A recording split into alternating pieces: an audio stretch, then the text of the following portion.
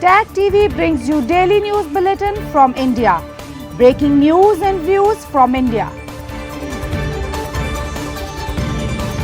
You're watching South Asia Newsline, and here are the top stories we are tracking for you on Monday, the 3rd of March. India set for strong fourth quarter growth as government spending and rural recovery drive momentum, says report. Afghanistan's hunger crisis worsens as Ramadan begins, warns UN. And Adani's exit from $1 billion Sri Lanka project a big blunder, says the opposition leader.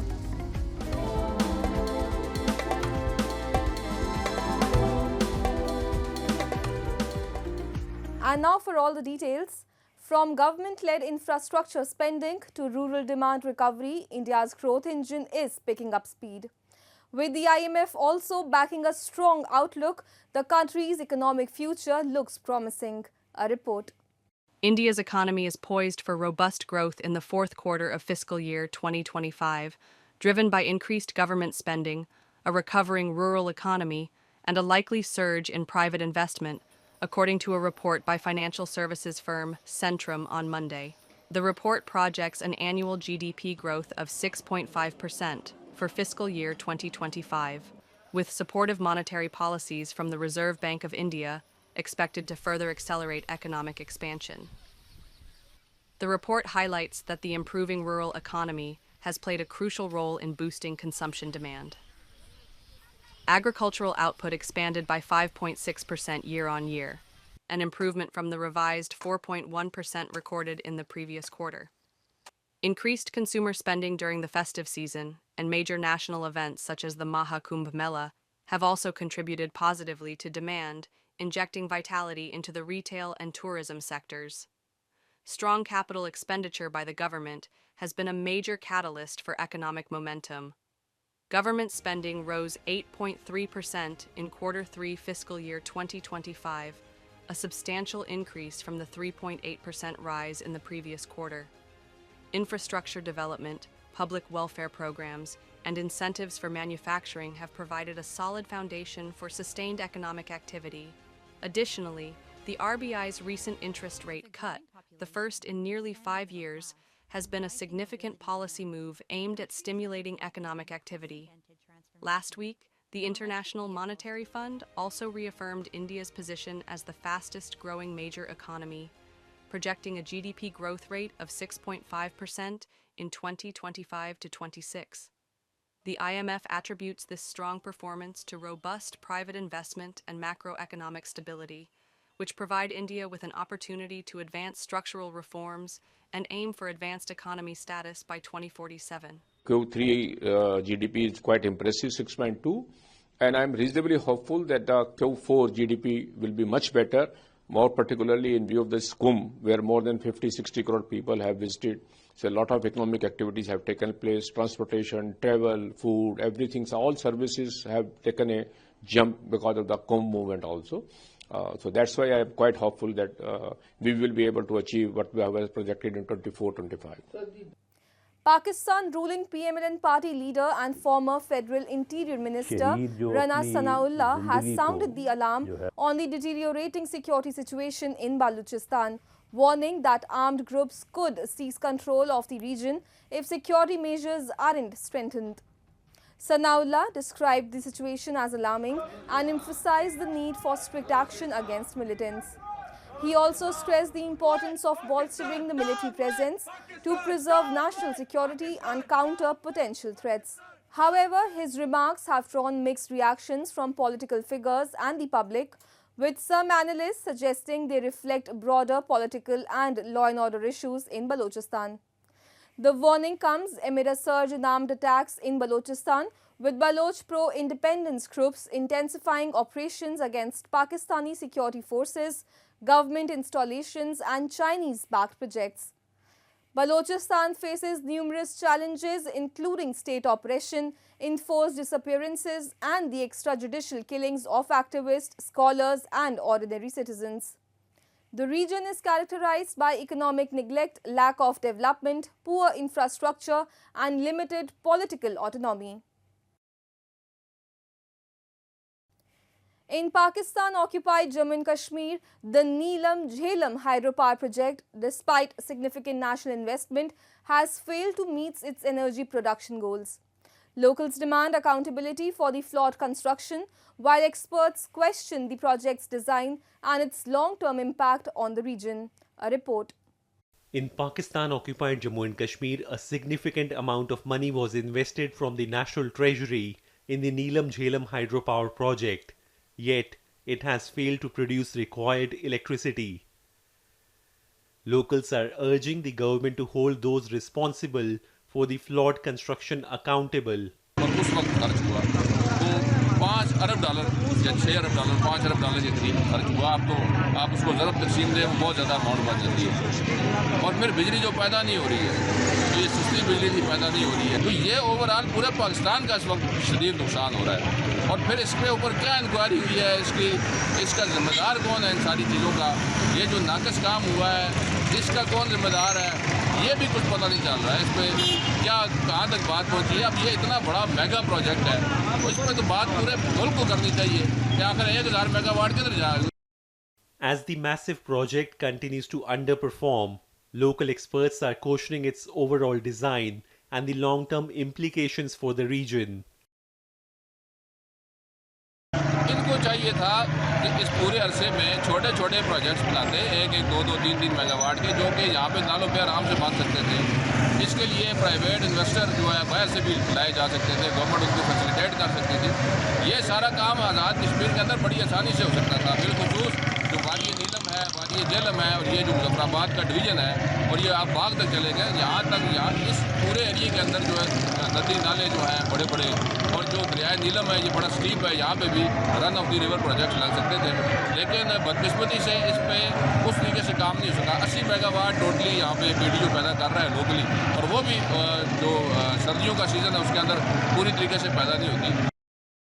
The Neelam Jhelum hydropower project, once seen as a great idea, has become a failure with missed chances and wasted resources. Despite spending billions, locals still face energy shortages and wonder why such a big project hasn't worked as expected. As Muslims in Afghanistan prepare to observe Ramadan, millions of people in the war-torn country are struggling to secure their next meal, the United Nations warned on Sunday. In a post on X, the United Nations Office for the Coordination of Humanitarian Affairs said that nearly 15 million Afghans are currently facing food insecurity, with 3.1 million suffering from acute hunger. Highlighting the dire situation, OCHA stated that more than $1 billion are needed to provide immediate humanitarian aid to those in need. However, only $9.9 million has been secured so far, leaving a massive funding gap. OCHA previously reported that in 2025, approximately 23 million people will require humanitarian assistance, necessitating a budget of $2.24 billion.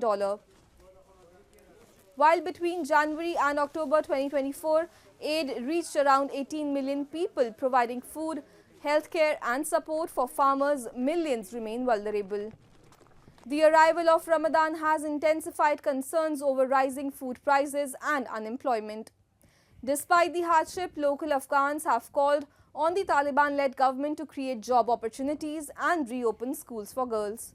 However, the administration remains internationally unrecognized, adding to the country's economic and social difficulties.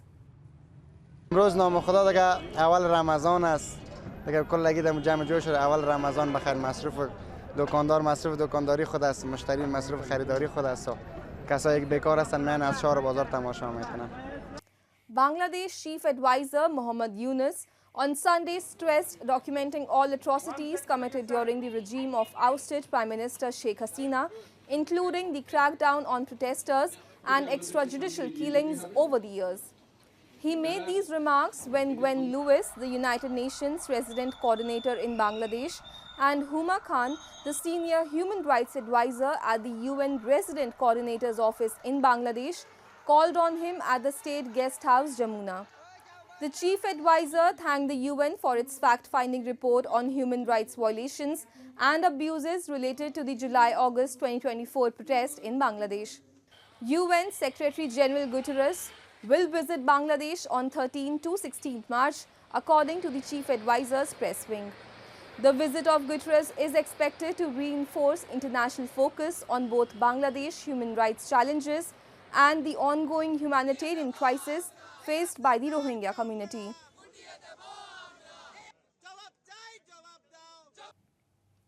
Weeks after Adani Green Energy withdrew from Sri Lanka, political backlash continues with opposition lawmakers criticizing the government's handling of the deal. Tamil MP Mano Ganeshan called the exit a major setback, warning it has sent negative signals to global investors. In a post on X, Ganeshan refuted claims that Sri Lanka dropped Adani, stating, "The truth is Adani dropped you." He emphasized that the project was not just for Sri Lanka's domestic energy needs, but also aimed at exporting power to India, which could have generated crucial revenue. Calling the move a big blunder, he warned that it has damaged Sri Lanka's reputation among foreign investors, particularly those who see India as a key regional partner. His concerns echo those of opposition leader Sajith Premadasa, who earlier warned that foreign investors are now hesitant to enter Sri Lanka. The 500 megawatt wind project, estimated at $1 billion, was approved in 2022 under the Gotabaya Rajapaksa administration. President Anura Kumara Dissanayake, who had promised to scrap the project before his September 2024 election, later showed interest in renegotiating it. However, Adani pulled out after the Sri Lankan government appointed 2 new committees to reassess the deal, citing uncertainty in the process. Nepali lawmakers on Sunday urged the government to formulate a rehabilitation plan for Nepali students who returned home from KIIT University in India as they raised concerns over their future following the abrupt departure from the university in February. The issue stems from the tragic suicide of Nepali student Prakriti Ramsal on February 16 in a hostel room, after which a protest was triggered by Nepali students demanding justice and the arrest of the individual responsible. The university administration's response led to further tensions as over 500 Nepali students were forced to leave the campus on February 17, with many transported to Cuttack railway station. Addressing the parliament, opposition lawmaker Madan Kumari Shah strongly criticized the university's handling of the situation, calling it tyrannical, unjust and inhumane towards the affected students, and asked the government about the information of the students who have returned back after the incident. Despite the university's decision to retract its expulsion order, a large number of Nepali students remain reluctant to return, fearing further repression. However, Nepal's Ministry of Education has admitted it lacks clear data on the exact number of Nepali students at KIIT before or after the incident.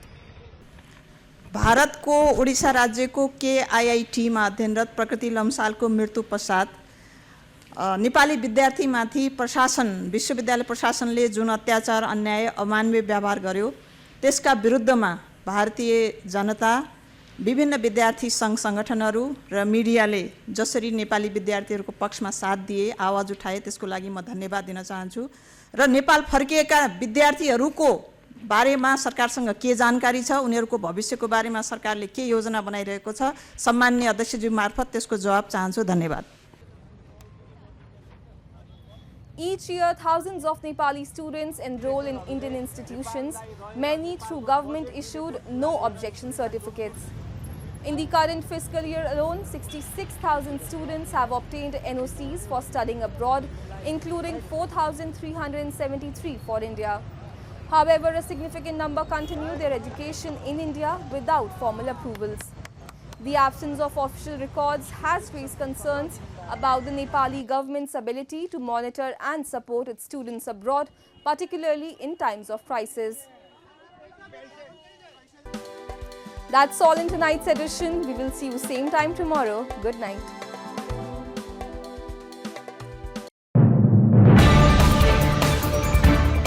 Tag TV brings you daily news bulletin from India. Breaking news and views from India.